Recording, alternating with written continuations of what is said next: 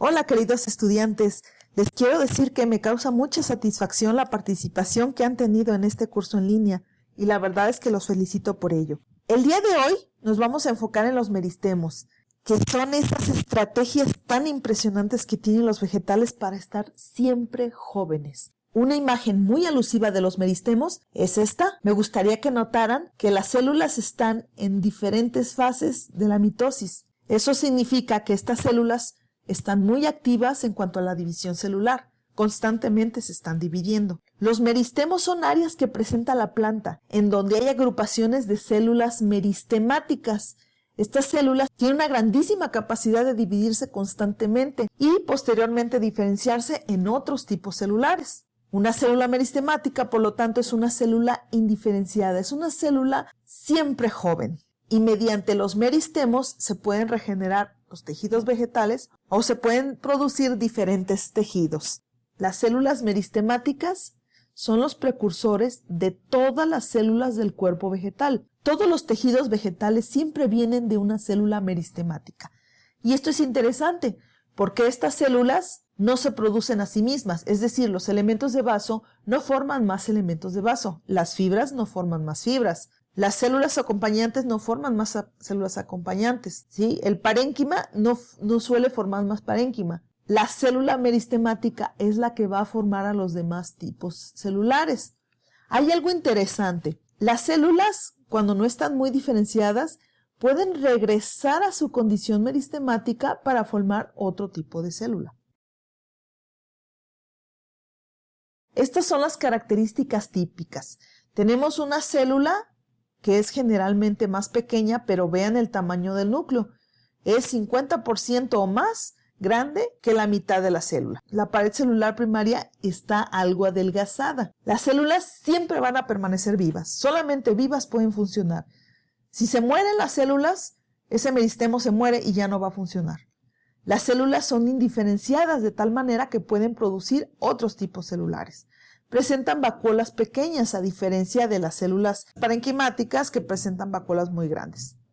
Constantemente se están dividiendo. Son isodiamétricas, vean ustedes.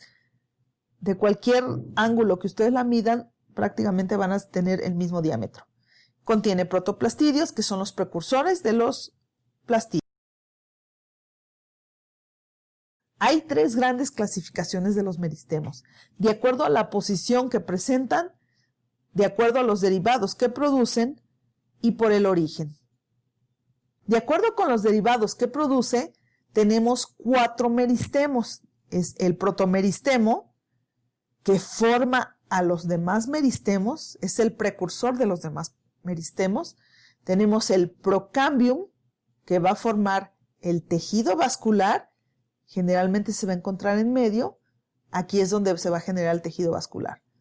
Tenemos el meristemo fundamental, que va a originar el tejido fundamental, que puede ser la corteza y la médula. Y finalmente tenemos el protodermo, que va a formar la epidermis, es decir, el tejido protector de la planta. De acuerdo con su posición, los meristemos pueden ser apicales, intercalares o laterales.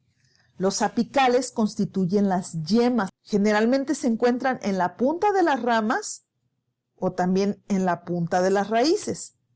Los meristemos de las ramas son más complejos que los meristemos de las raíces. Observen cómo estos meristemos, al estar en las puntas, le van a permitir a la planta que crezca siempre hacia lo largo.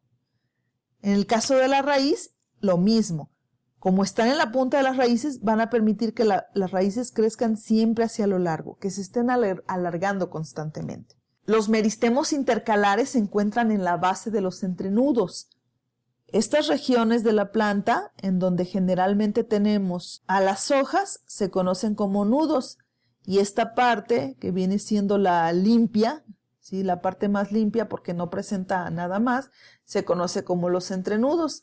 Y el meristemo intercalar se encuentra en la base de estos entrenudos y esto le va a permitir crecer y alargarse nudo por nudo. Esto es muy importante desde el punto de vista ecológico porque estos meristemos son muy sensibles a los cambios en el ambiente. Los meristemos laterales son meristemos muy interesantes porque son aquellos que le permiten a la planta crecer hacia lo ancho. Existen dos. Tenemos uno aquí, se ve como negrito, ese es el cambium vascular y va a producir tejido vascular. Y el otro se conoce como cambium de corcho. Lo vamos a tener por acá. No son fáciles de observar.